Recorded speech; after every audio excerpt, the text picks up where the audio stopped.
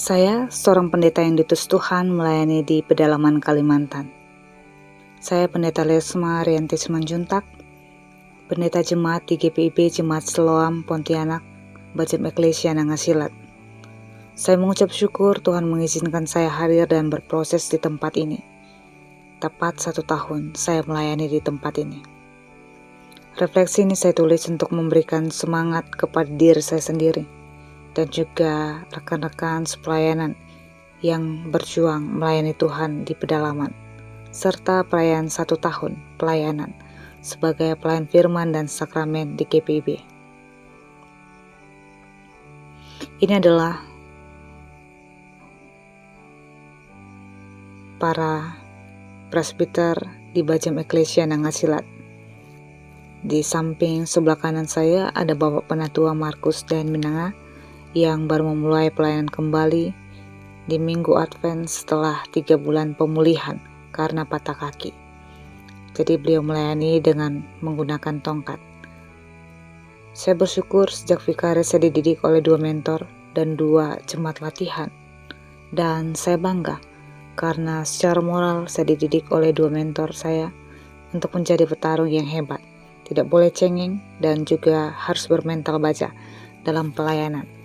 Sekalipun tantangan dan rintangan itu selalu ada. Melayani di pedalaman sebagai pendeta sangat berbeda dengan di kota. Di desa tidak perlu sepatu mahal, sepatu bermerek. Perlunya sepatu anti badai, lumpur, dan debu. Kalau di kota ada banyak pilihan jenis makanan. Di desa makan pisang rebus, singkong, telur, itu sudah mengucap syukur.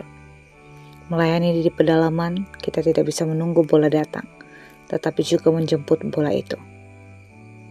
Saya belajar dari pengalaman opung saya, seorang pendeta di Tarutung, Sumatera Utara, dan para misionaris yang melayani di pedalaman untuk memberitakan Injil. Menjalani kehidupan sebagai seorang pendeta di pedalaman tidak semudah yang dibayangkan. 2 kali sudah saya merayap di aspal. Dan sebagai seorang ibu, kabar buruk yang saya sampaikan kepada ibu saya membuatnya menangis dan khawatir. Belum lagi beliau melihat postingan jemaat saya di bulan Januari 2025 sedang di atas truk dengan kondisi jalan yang berlumpur hampir 1 meter kedalamannya dan hanya bisa ditempuh oleh mobil truk jenis tertentu. Ibu saya mengatakan, "Kenapa harus pergi?" Sebagai seorang ibu pasti akan menangis melihat perjuangan seorang anak perempuan babak belur dalam pelayanan tanpa ada keluarga yang mendampingi. Kondisi kecelakaan pertama. Sebulan di Bajem yang saya layani, saya kecelakaan dalam perjalanan pulang setelah mengikuti musyawarah tahunan di Entikong. Dan ketika melanjutkan perjalanan dari Sintang ke Nangasilat sekitar 1,5 jam menggunakan motor, saya kecelakaan dan ditolong oleh masyarakat sekitar yang membersihkan luka saya dan memberi saya makan. Mereka menyuguhkan nasi dan sayur karena hanya itu yang ada di rumah mereka. Lalu saya diberi teh panas dan juga obat pereda nyeri.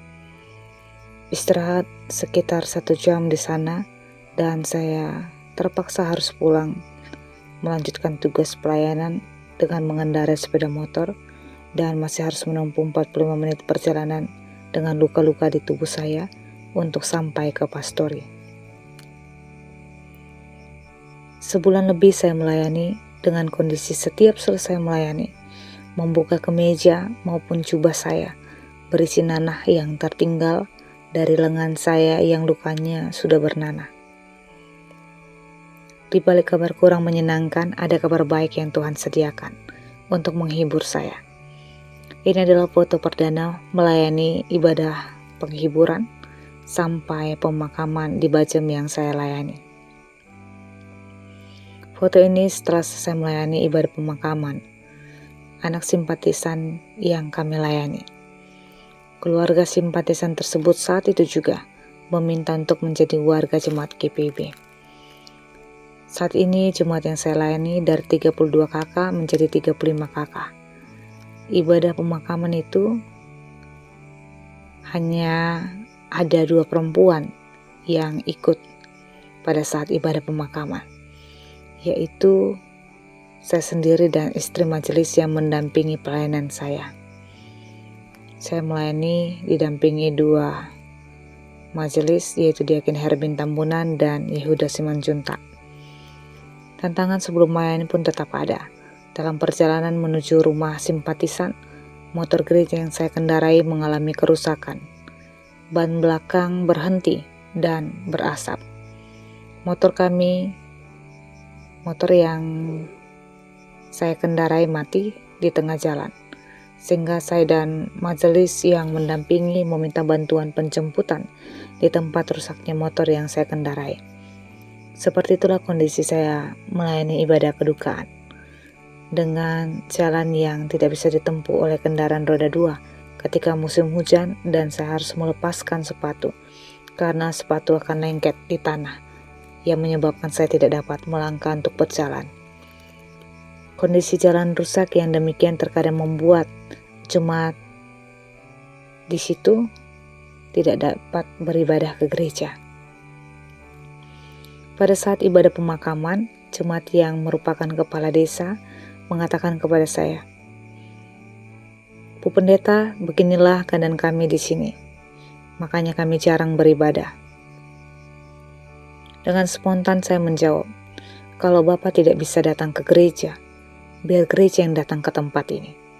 Dalam artian buka pos pelayanan. Karena hal ini juga sudah kami perbincangkan dengan presbiter di Bajem dan PHMC ketika melakukan visitasi ke Bajem Eklesia Nangasilat. Setelah selesai ibadah pemakaman, saya dan presbiter lainnya dijamu makan oleh kepala desa, dan motor yang saya tinggalkan kemudian diangkut menggunakan mobil kepala desa. Foto lelaki yang berdiri itu adalah Bapak Suparto, kepala desa yang mengantarkan kami dan juga mengangkut motor saya untuk diperbaiki. Saya ingat nasihat seorang pendeta kepada saya, "Dek, lebih baik menjadi ratu kecil di desa daripada pembantu besar di kota." Pesan ini selalu saya ingat untuk tetap bertarung dalam pelayanan. Bertarung melawan rasa takut, malas, dan kenyamanan untuk mengabaikan pelayanan. Karena untuk menjadi seorang abdi Tuhan yang kuat, harus diproses dan ditempa dengan pengalaman, penderitaan, agar menjadi bencana yang indah, menjadi alat Tuhan. Dan saya sungguh menikmati proses itu, menjadi ratu kecil yang melayani dan memimpin di desanya Tuhan Yesus. Pada hari Rabu 12 Februari, saya kembali mengalami kecelakaan. Motor yang saya kendarai tiba-tiba ban depan tidak bergerak dan saya tercampak serta merayap di aspal. Kedua telapak tangan dan lutut sebelah kiri saya terluka, sehingga tugas ibadah keluarga saya meminta majelis menggantikan saya melayani karena saya harus beristirahat untuk pemulihan. Pada saat itu pemberita firman disampaikan oleh Bapak Penatua Markus dan Menanga. 2 kali saya kecelakaan, 2 kali juga Tuhan menghibur saya. Itu adalah cara Tuhan menunjukkan kasih-Nya tetap bersama dengan saya. Simpatisan yang saya layani dalam ibadah kedukaan sudah menjadi jemaat. Jemaat yang berduka cita meminta pelayanan syukur 40 hari kepergian anak terkasihnya pada 16 Februari 2025. Dengan kondisi luka yang belum sembuh di lutut, menyebabkan saya melayani dengan kondisi yang pincang. Saat itu pelayan liturgos dilayani oleh Bapak Penatua Markus.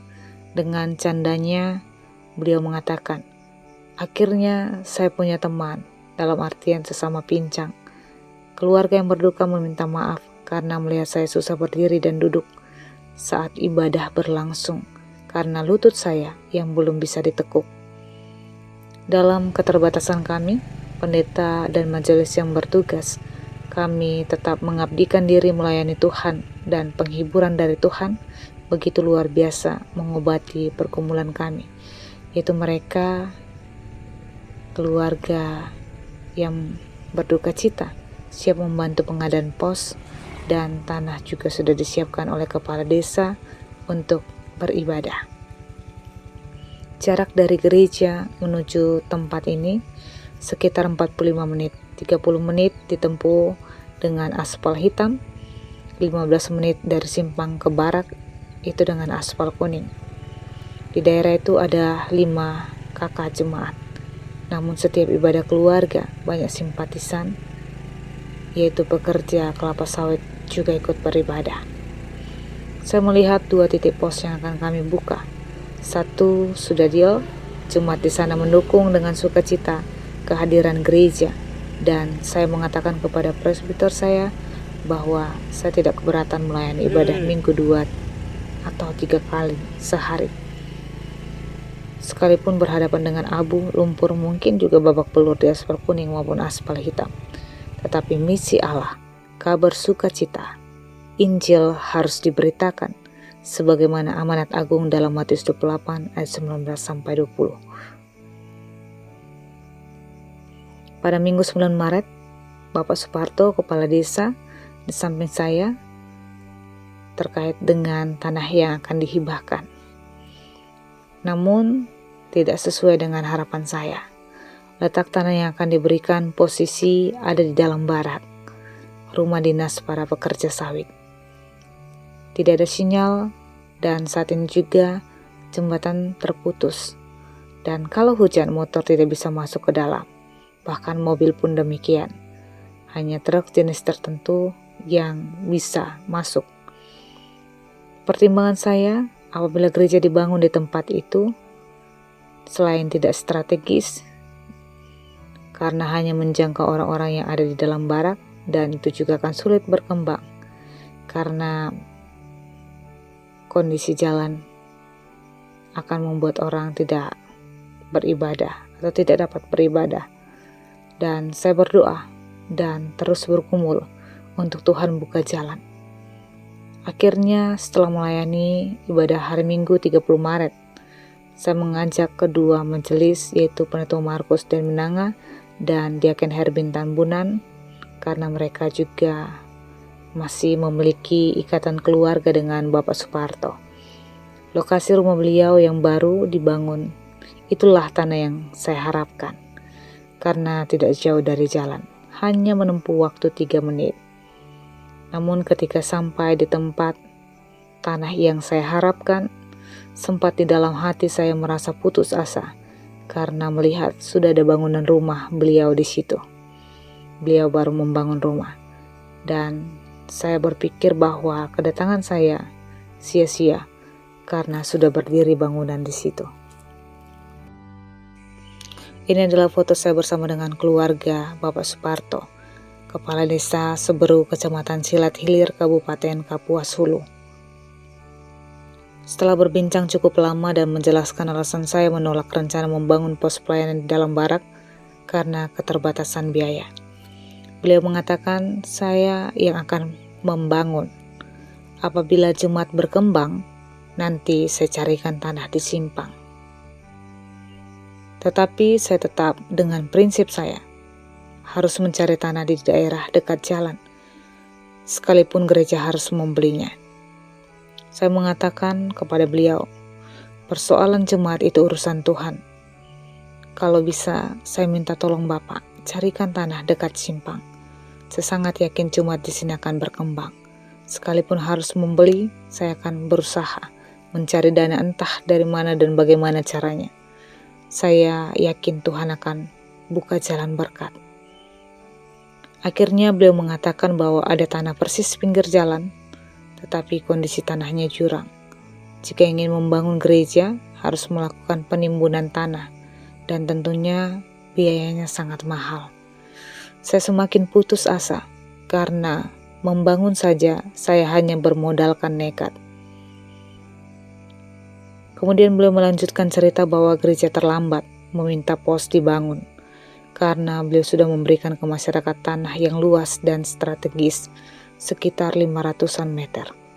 Dengan nada kecewa saya berkata, "Kenapa untuk orang Bapak bisa memberikan yang terbaik, sedangkan untuk rumah Tuhan tidak?"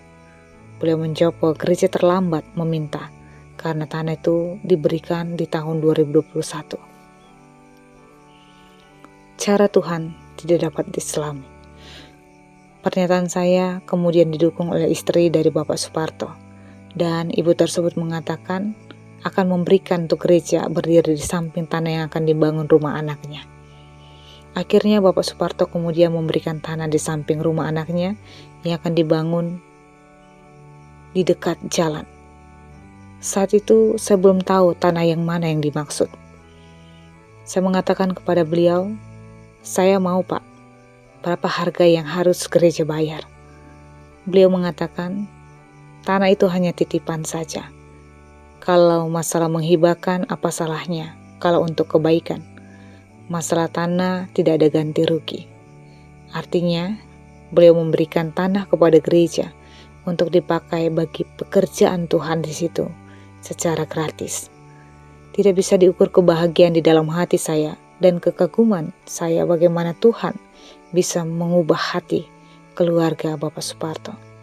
Saya berharap tanah yang baik, Tuhan berikan tanah terbaik. Akhirnya saya dan 2 majelis beserta Bapak Suparto ke lokasi tanah yang akan diberikan. Lokasi ini di tempat dataran tinggi. Beliau sedang meratakan tanah yang akan didirikan gereja dan rumah anaknya. Lokasinya sangat strategis dan juga sinyal bagus, mobil dan motor bisa masuk ke dalam dan pemandangannya cukup indah. Apabila gereja berdiri, dari kejauhan gereja dan menaranya akan terlihat sangat indah. Dukung dan topang kami, para presbiter di Bajem Eklesia Nangasilat yang belum banyak pengalaman, untuk sama-sama gulung baju, tangkap jiwa, buka pos pelayanan baru di sini.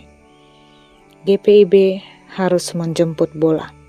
GPIB harus on fire. Ini bukan tentang cuan, ini bukan tentang karir. Ini bicara tentang jiwa yang harus disentuh dan firman Tuhan, perkataan Tuhan harus diperdengarkan sampai di tempat ini. Dalam pertemuan warga Sidi Jumat, saya mengatakan kepada majelis dan jemaat bahwa Tuhan itu ada. Jemaat ini tidak hanya mampu membiayai operasional gereja, bahkan kanopi sudah dibangun agar dapat menampung jemaat, sekalipun belum memadai. Persoalan dana itu urusan Tuhan. Kita berjalan dalam iman dan mengelola dengan berhikmat. Kita membangun dan mempercantik rumah Tuhan. Tuhan yang akan menggerakkan banyak orang menjadi saluran berkat buat jemaat ini. Asal kita mengelola dengan berhikmat dan tidak mengkalungkan beban ke Tuhan karena tidak berhikmat dalam mengelola keuangan. Semua pergumulan, tantangan pelayanan untuk menjadikan saya dan presbiter lainnya menjadi pelayan Tuhan yang kuat dan tangguh, serta setia dalam melayani Tuhan dan umatnya di pedalaman. Itulah panggilan dan pengutusan kita sebagai orang yang percaya, yang telah menerima kasih, karunia dan belas kasihannya yang menyelamatkan, agar kita menjadi saksi kebenaran yang luar biasa tentang siapa Allah dan apa yang telah dilakukannya dalam pengalaman iman bersamanya, sehingga banyak orang datang untuk memuliakan namanya. Saya sungguh menikmati proses itu dan percaya Tuhan selalu ada dan menyertai pelayanan hambanya. Bagi Bapak Ibu dan saudara-saudari yang berkenan untuk menopang dan memberikan bantuan dana bagi kami, dapat disalurkan melalui transfer ke rekening Bank Kalbar nomor rekening 6825006506 atas nama GPIB Eklesia Nangasilat. Tuhan Yesus memberkati.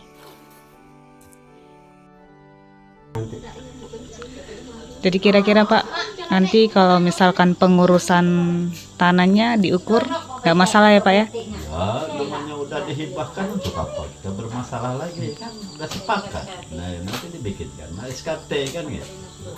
langsung Pak Kadesnya sendiri yang buatkan SKT. Iya. Surat tiba SKT langsung Iya. adesnya kok. Punya. Kanan kiri punya saya semua kan gitu kan. Jadi desa apa namanya Pak? Desa Seberu, Desa Seberu. Kecamatan Silatilir, Kabupaten Kapuas Hulu. Kira-kira ini kemungkinan ada kedepannya ada pembangunan apa ya Pak? Di situ paling rumah ya, kayak di sisi gereja. Jalur provinsi yang ke arah mana Pak? Kalau jalur provinsi sebenarnya jalur ini, jalur yang ibaratnya depan mau dibangun ibaratnya tadi mau dihibahkan tanahnya tadi. Cuma ya pemerintah udah hebatnya, jadi terlanjur membangun jalan lintasnya menuju terlindung. Kalau menurut GPS tetap belok kiri. Dilewati jalan provinsi maksudnya. Iya, Daerah. karena sebenarnya banyak yang tersesat kalau pakai GPS, Pak Markus. Iya. Iya, yang ngirim obat-obatan aja terjebak di jembatan ini. Mau kemana? Mau ke Putus Sibau? Salah saya bilang. Itu. Cuma ya udah keterlanjuran lah pemerintah kali bangun ke jalan terlindung. Boleh ceritakan singkat Pak tentang kesibukan Bapak sebagai kepala desa di desa ini? Ya, saya sebagai kepala desa tetap melayani masyarakat lah kan di dalam segi ibaratnya tadi ya, bermasyarakat. Kesibukannya melayani masyarakat. Dan saya juga ibaratnya berusaha sendiri berkebun apa kan. Berapa kira-kira jumlah penduduk yang ada di sini Pak? Kalau penduduk wilayah desa Seberu itu 530 kakak dengan jumlah penduduk jiwa 2.300 lebih. Dan di sini terletak 4 dusun, 5 kampung, yaitu dusun Sungai Ringin, Sekarjaya, Sauk Atas, dengan Sungai Mali yang ada di wilayah desa Seberu. Jadi gereja pos kita yang akan dibangun nanti dimasuki wilayah Sekarjaya ya Pak ya? Iya, Sekarjaya. Ini Bapak istri masih satu ya Pak ya? Ya, alhamdulillah puji Tuhan lah, sampai saat ini pun tetap masih satu. Gitu. Iya, masih satu. Anak ada berapa Pak? Anak satu juga. Kalau kira-kira Bapak sudah berapa lama ya jadi jemaat di GPIB Bajem Eklesia? Ya kalau ibaratnya jadi jemaat itu saya sejak lahir memang DPIB. Nah, kalau istri saya tahun 91 baru disidikan di GPIB Eklesia Nangasilat. Tapi memang dari lahir Kristen ya Pak ya? Ya, Kristen GPIB. Apa saja tantangan jemaat Kristen yang ada di daerah sini Pak untuk bergereja di Bajem Nangasilat? Aman-aman aja Bu, tidak ada tantangan, saling toleransi, saling ibaratnya tadi menghormati, tidak ada saling sengketa dan melarang, tidak ada. Siapapun yang mendirikan gereja, ya silakan, yang penting ada izin dengan ibaratnya desa. Kalau masalah umat yang lain tidak ada problem. Kira-kira sudah ada berapa banyak gereja yang sekitaran sini Pak? Di sini gereja sudah 6 berdiri, Katolik ada 4, 4 Katolik, gereja GPSK-nya ada 3, yang beda itu udah berdiri. Yang belum berdiri sekarang seperti Sekarjaya masih ada juga, itu masih ada rencana dengan Sauk Atas. Itu sekitar 7 ya Pak ya? Iya, Sekitar 7. Kira-kira perkembangan ke depan ini seperti apa Pak? Kalau misalkan pos kita akan dibangun?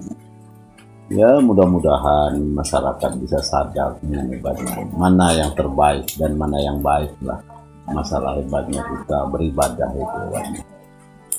Yang penting toleransi beragama itu masih kuat lah untuk di desa Seberu. Karena masyarakat di sini pun udah demokrasi gitu, tidak ada mementingkan agamanya pribadi. Oke. Sini banyak suku apa ya Pak ya? Di sini Dayak, 99% Dayak, 1%-nya Melayu, Melayu. iya, Islam. Ya puji Tuhan ya Bapak mau menghibahkan tanah. Kira-kira berapa luas yang akan Bapak hibahkan? Ya kalau saya menghibahkan itu karena mengingat dengan Tuhan juga kan. Tanah sih memang di Simpang itu strategis lah. Itu yang saya hibahkan nanti sekitar 25 buka. Panjang ke belakang nanti kita sama-sama mengukur lah. Yang penting udah saya patok 25 meter muka jalan. Ya. Dari rencana pos itu ke jalan besar itu berapa meter ya Pak? Ada Sekitar 50 meteran. 50 meter, dekat ya Pak ya? Bukan. Dekat jalan lintas lah. Ya, lintas Putusi Bau Simpang ya Pak ya? Ya, jalan Trans Kalimantan.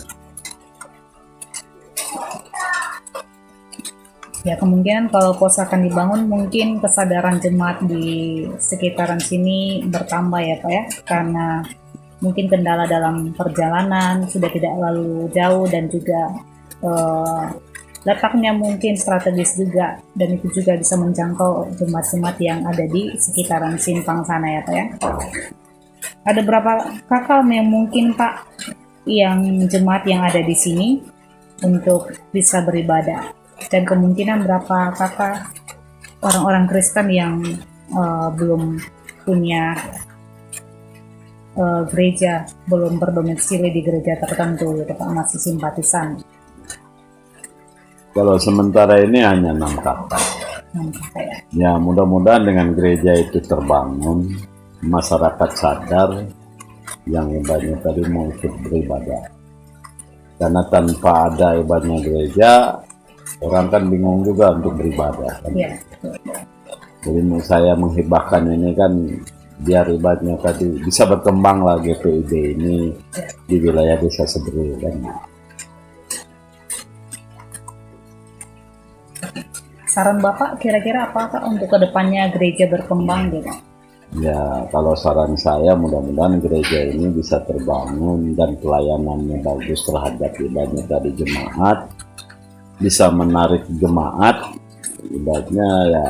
Mudah-mudahan lah, karena desa ini dengan jumlah penduduk yang luas juga, saya kira memang belum ada gereja GPIB di wilayah ibadahnya Desa Seberu ini. Mudah-mudahan dengan terbangunnya itu nanti bisa berkembang ke depan. Itu saran saya. Jadi yang saya kasih nanti kan sekitar 20 kali sepanjang inilah, gitu kan? 20 kali ada kali sekitar 60-70 lah kan gitu lah ke belakangnya, karena sebelahnya itu anak saya kan gitu. Jadi kita berbagi, jadi satu lokasi ini udah saya bagi untuk perkumpulan 50 kali 100, karena posisinya mereng, di situ ketemunya 40 lebih, paling di sana sekitar 60-an lebih lah. Jadi sekitar hebatnya 25 atau 20 lah. Kita 25 lah nanti, kali ibadahnya sampai 60 lah. Itu yang nanti saya kasih. Ini sampai datang ke jalan nih Pen, ya, bukan hanya di sini aja, tapi ini tembus ke jalan.